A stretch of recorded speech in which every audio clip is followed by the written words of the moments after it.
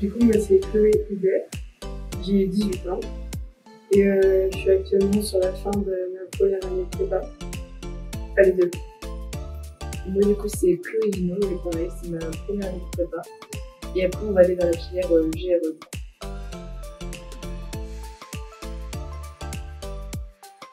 Donc c'est vrai qu'avec tout ce qui se passe autour de l'environnement et l'impact qu'a aussi notamment les déchets sur la planète, j'aimerais bien aller vers l'économie circulaire, notamment le recyclage, pour la suite de mes études. Et de mon côté, j'ai choisi plutôt la gestion de l'eau parce que ça devient une ressource plutôt rare, dont on va en avoir besoin. Et puis l'eau potable, c'est obligatoire pour vivre, donc je trouve que c'est un sujet très important et qui me tient à cœur.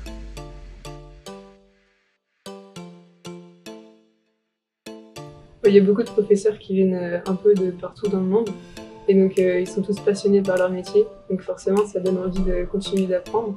Donc là, à l'issue de la première année, ça donne juste envie de continuer.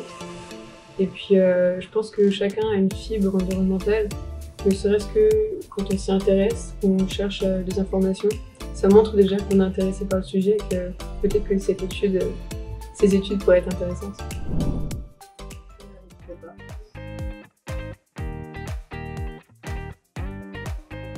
Donc du coup, le Catastrophe, c'est un raid automobile solidaire. Donc on va apporter du matériel humanitaire, sportif et scolaire aux enfants. Donc on va de Biarritz pour aller jusqu'à Marrakech pour apporter du matériel aux enfants marocains.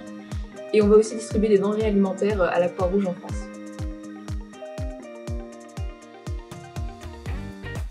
Déjà depuis toute petite, mon père il m'accompagne à des concentrations de voitures. Et donc forcément, on a entendu parler du 4L Trophy. Donc il m'a un petit peu motivée, il m'en parlait beaucoup. Et puis cette année, j'ai eu l'occasion de le faire, donc j'en ai parlé à Chloé. Et puis je l'ai motivée. Donc depuis octobre, novembre, on a commencé à se pencher sur le projet et puis on est vraiment motivés.